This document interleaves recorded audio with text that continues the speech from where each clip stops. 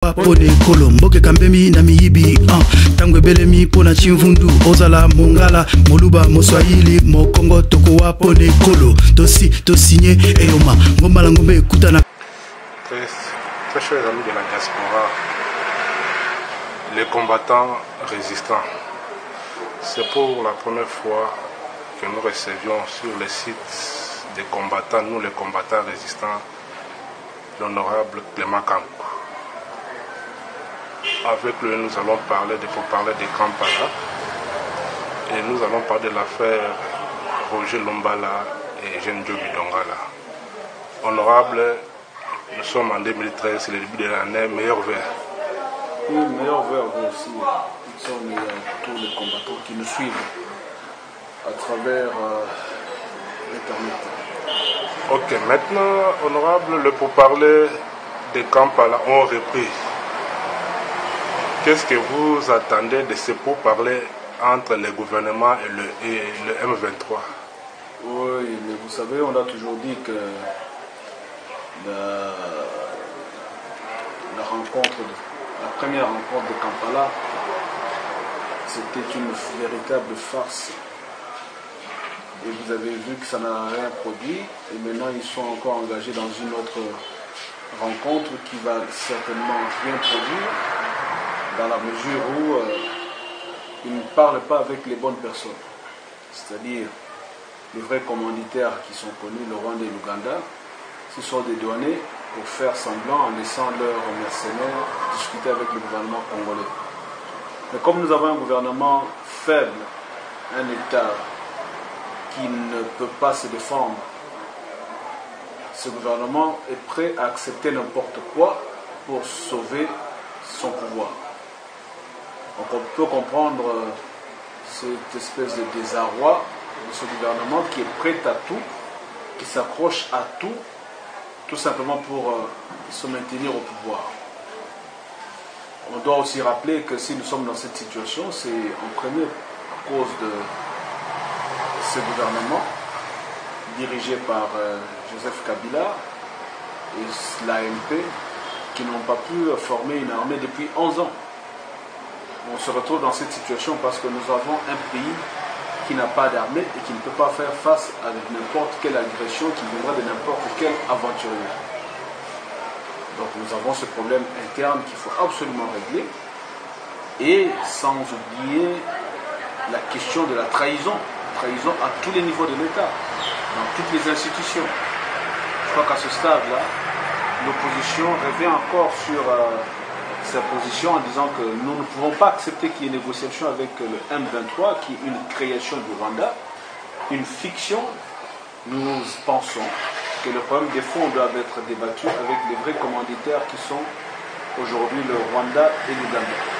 Aller continuer à discuter, à perdre du temps avec le M23, on peut le comprendre dans la mesure où les M23, hier CNDP, font partie de la majorité présidentielle. Donc pour nous, ce sont des rencontres entre membres de l'ANP qui ne nous concernent pas et qui ne nous seront certainement pas un jour opposés, parce que nous n'avons rien à voir dans ces aventures.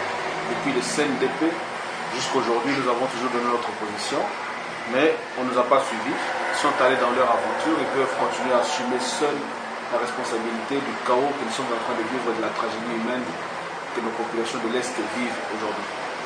Ok, très chers amis, selon l'honorable, aller négocier avec le M23, c'est le passe-temps.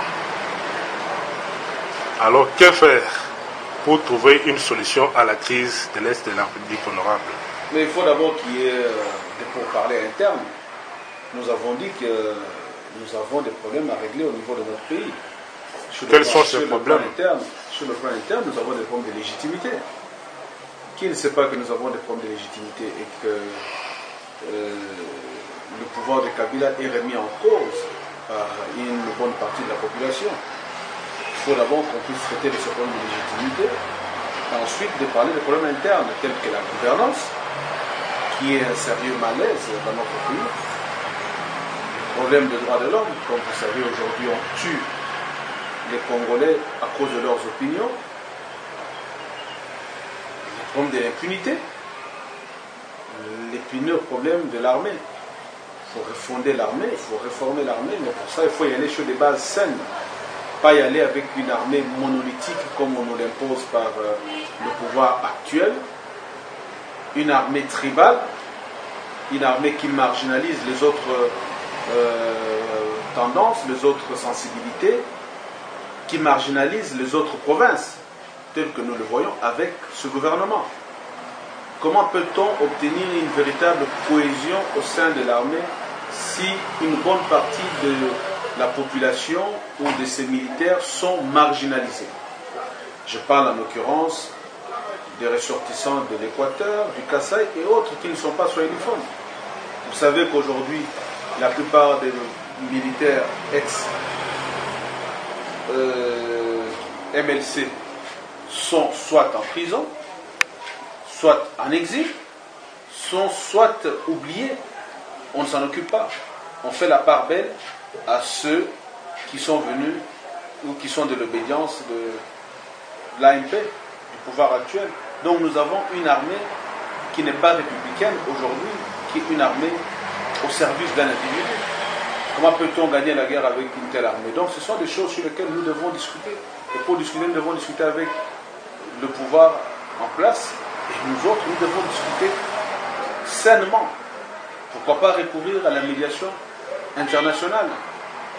On a parlé de Sassou Nguesso, qui n'est pas une mauvaise chose, parce qu'il n'est pas intéressé à la guerre au Congo, mais il pourrait jouer un bon médiateur pour qu'on puisse trouver des solutions dans notre pays. Donc je crois que le problème de fond reste posé.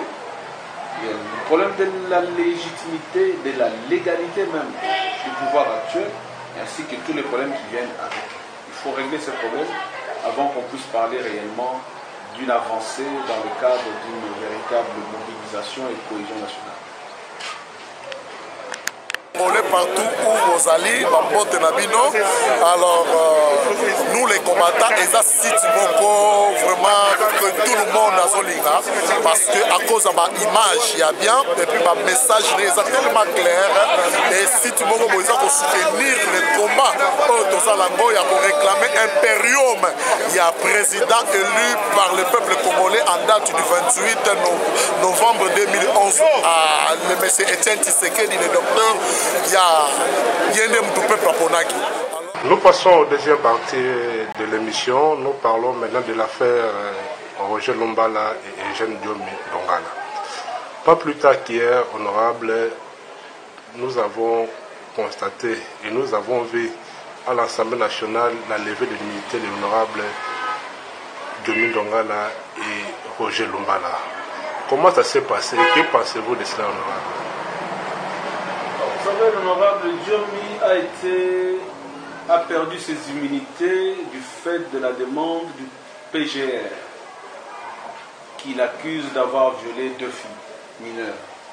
Donc, il est accusé de viol sur des filles mineures. Mais nous estimons que le cas Diomi est une cabale politique tout simplement pour neutraliser un adversaire politique.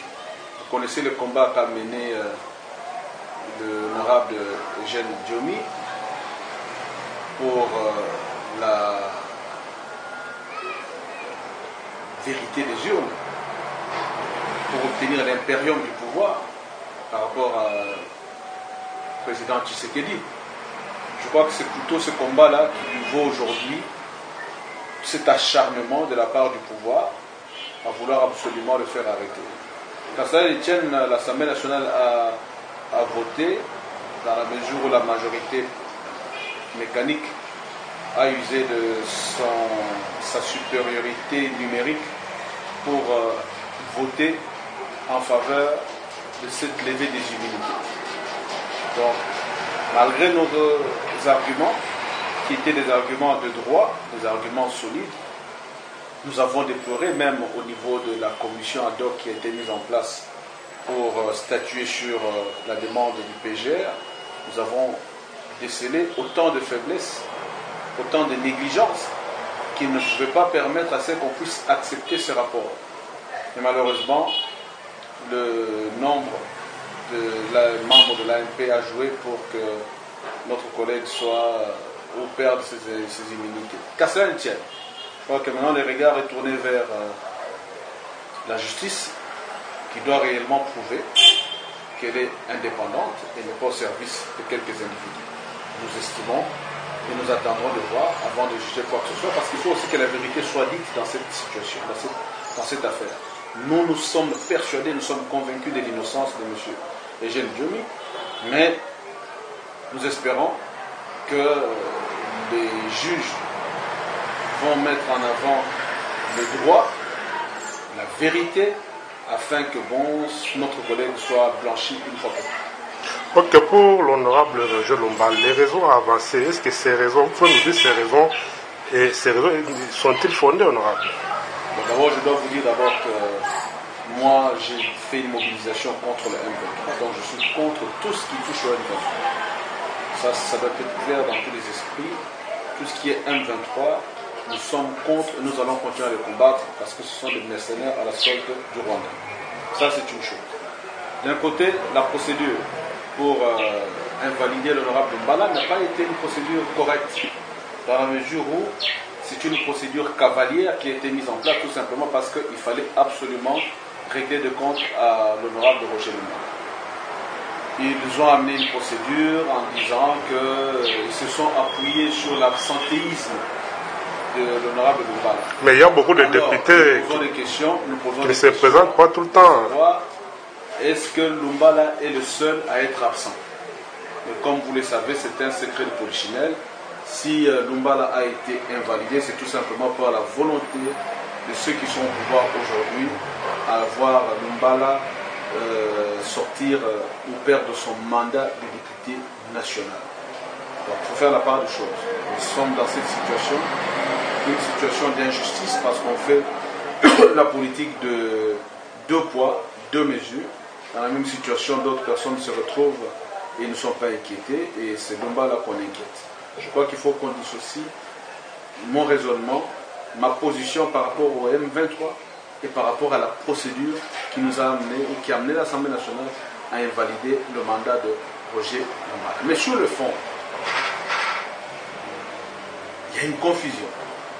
Lui-même, Lumbala dit qu'il ne fait pas partie du M23, alors que les faits attestent qu'il est bel et bien membre de la délégation du M23. Je crois que la meilleure des choses aurait été qu'on puisse l'inviter pour qu'il vienne s'expliquer clairement là-dessus. C'est lui qui doit dire clairement s'il fait partie du M23 ou pas. On ne peut pas tabler la perte d'un mandat d'un collègue sur base de la spéculation ou des rumeurs.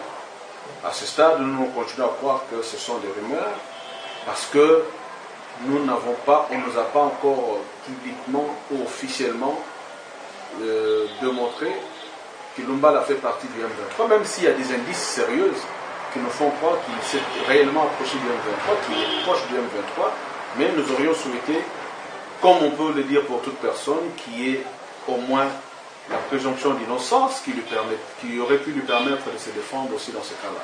Mais c'est dommage qu'on en arrive là, et j'estime que chacun de nous doit s'assumer par rapport à ses prises de position, par rapport à ces actes qu'on pose. Je crois que dans l'occurrence, le cas de Lumbala, nous n'avons ni de commentaires à faire sur la voie qu'il a choisie ou qu'il n'aurait pas choisie.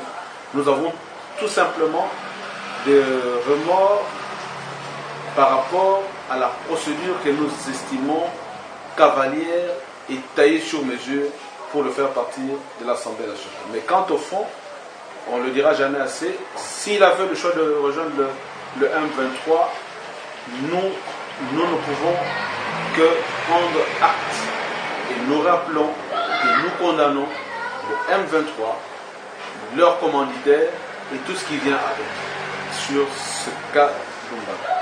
Que pensez-vous de la radiation du parti politique RCDN par le ministre de l'Intérieur? Mais ça, c'est une violation des droits de l'homme. Le RCDN, qui est un parti politique, n'est pas un instrument appartenant à Lumbala. Je crois que même quand les partis politiques vont enregistrer leur parti, il y a un nombre qui est requis. En l'occurrence, minimum 11 membres fondateurs.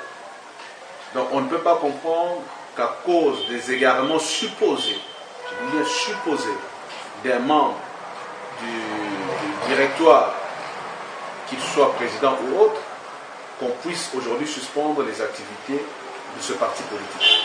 Nous pensons que c'est une dérive. C'est une dérive parce que nous n'avons pas jusque-là suivi les membres de RCD-N afficher leur soutien ou leur adhésion au M23. Donc je pense qu'on ne peut pas leur opposer cette alliance. Si ça concerne l'individu Lumbala, ça aurait pu rester au niveau de l'individu Lumbala. Mais nous regrettons cette démarche que nous estimons arbitraire, tout simplement parce qu'il faut absolument neutraliser un groupe politique. Et vous voyez que tout ça se passe au niveau de l'opposition, alors que tout le monde sait que le M23 est une émanation du CNDP qui fait partie de l'ANP.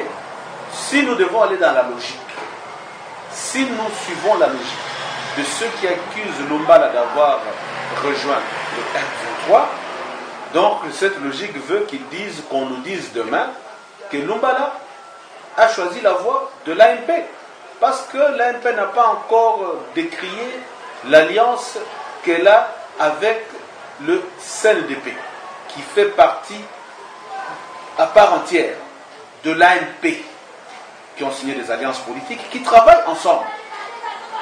Donc, nous serons tentés de croire que l'ANP est en train d'accuser Lumbala de s'être rapproché de la même ANP, parce que c'est l'ANP qui est aujourd'hui parrain du CNDP et du M23. Ok, c'est la fin de notre entretien. Vraiment, je remercie tous les combattants résistants, sans oublier Anderson, le représentant légal du site Nous, les combattants résistants. Daniel, la lutte continue, Roselyne, le peuple d'abord. Patrick Tevez, Pacheli, cause nationale. L'honorable est là, il a expliqué en long et à large. Prochainement, nous continuerons avec l'actualité pour en savoir plus. Je vous remercie, honorable.